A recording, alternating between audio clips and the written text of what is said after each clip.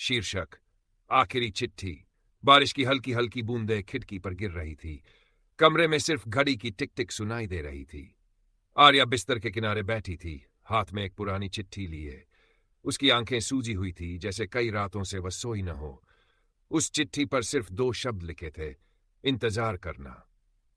5 साल पहले आर्या और कबीर की शादी को सिर्फ 6 महीने हुए थे। दोनों की दुनिया छोटी थी, लेकिन सपनों से भरी हुई। कबीर फौज में था। जब भी छुट्टी पर आता, घर हंसी से भर जाता। आर्या कहती, अगर तुम साथ हो तो हर डर छोटा लगता है। लेकिन एक दिन फोन आया। सीमा पर हालात खराब थे। कबीर को तुरंत जाना था। जाते जाते उसने आर्या के हाथ में एक लिफाफा रखा। अगर मैं लौट कर ना आऊं तो इसे पढ़ना, और अगर आ गया तो इसे जला देना। आर्या हंस पड़ी, तुम जरूर आओगे, मैं इंतजार करूंगी। दिन हफ्तों में बदले, हफ्ते महीनों में। एक दिन खबर आई, सीमा पर हमला हुआ था। कई जवान शहीद हो गए थे।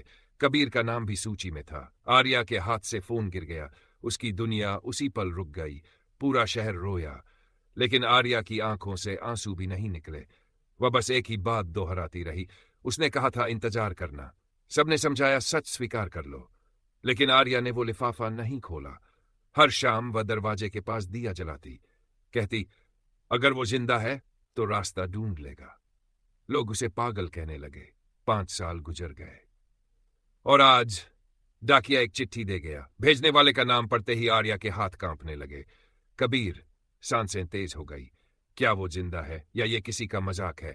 आर्या ने कांपते हाथों से लिफाफा खोला।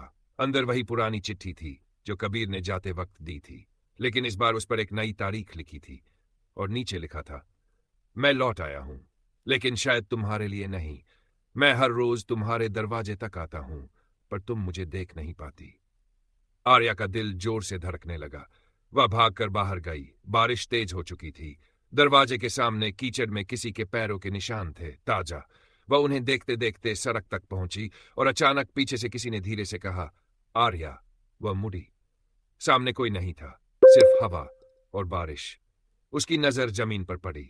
वहीं एक सेना की टोपी रखी थी, उसी पर खून के धब्बे थे।